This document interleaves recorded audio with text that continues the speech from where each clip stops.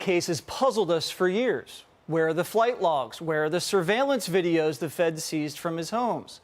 And how did just everything happen to go wrong the night of his death? But the biggest question we have is, how was Epstein able to prey on young women for so long, right under the government's nose? Many believe Epstein was an informant working for the feds, and there's some truth to that. An FBI document from around the time of Epstein's sweetheart deal in 2008 shows that he, quote, provided information to the FBI as agreed upon, adding that, quote, no prosecution will occur in this matter as long as Epstein continues to uphold his agreement with the state of Florida.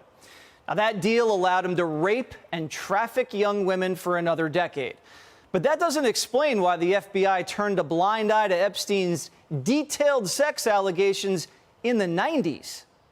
Maria Farmer was a young artist working at Epstein's property in 1996 when she says Epstein and his partner, Ghislaine Maxwell, raped her. She says she first went to the NYPD and then to the FBI, but no one took any action at all.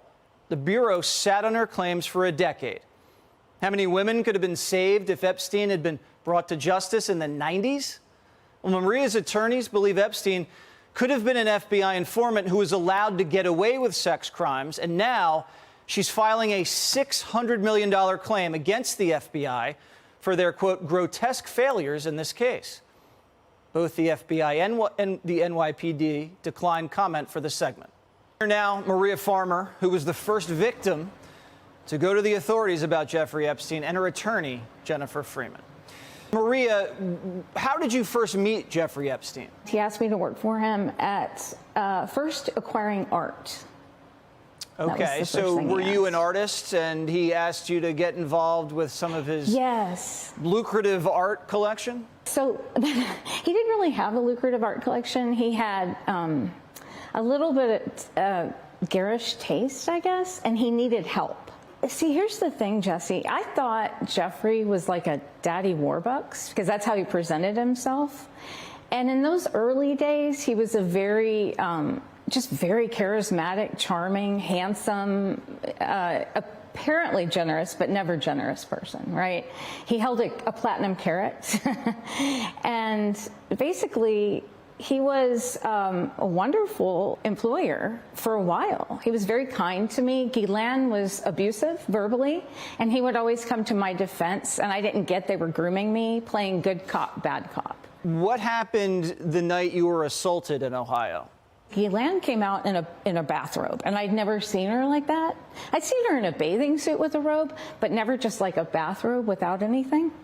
And I could tell she didn't have clothes underneath. I felt so uncomfortable because this is my employer, right? Why am I seeing her? And she's being strange, like showing part of her body. And I just felt uncomfortable. And she said, come with me. And I knew immediately something was nefarious. I just felt the energy. And I went with her. And Jeffrey was lying in bed watching a math program on PBS. Epstein first asked me to rub his feet. And I knew that was weird because he was my employer. So I went to give him a foot massage, and he began kind of touching me, and he asked me to sit between them on the bed.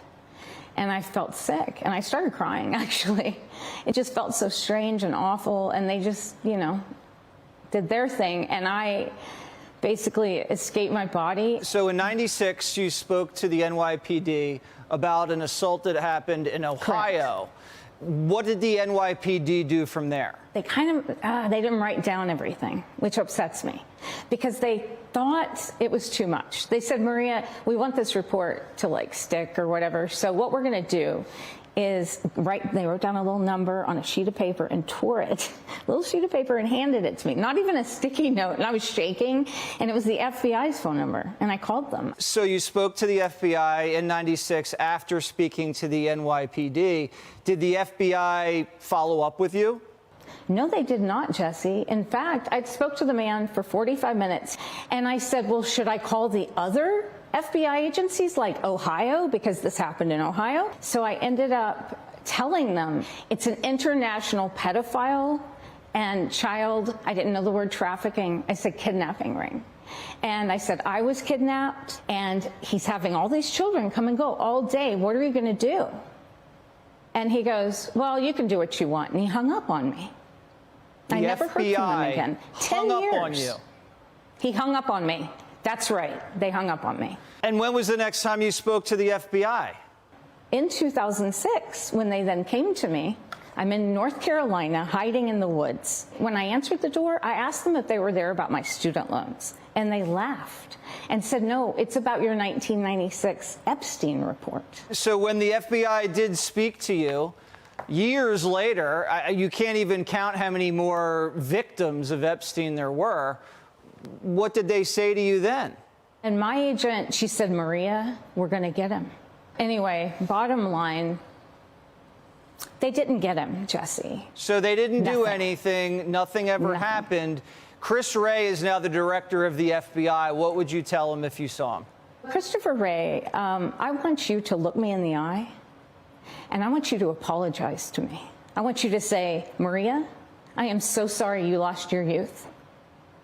I am so sorry you were being mocked right now online because we won't release your 1996 report.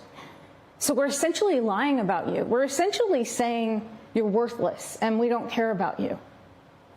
And that's how I feel. I want Christopher Wray to say, I'm so sorry we've treated you like you're worthless. I'm so sorry we didn't do our job for the American people. Jennifer, if I could ask you, you're now going to take legal action against the FBI?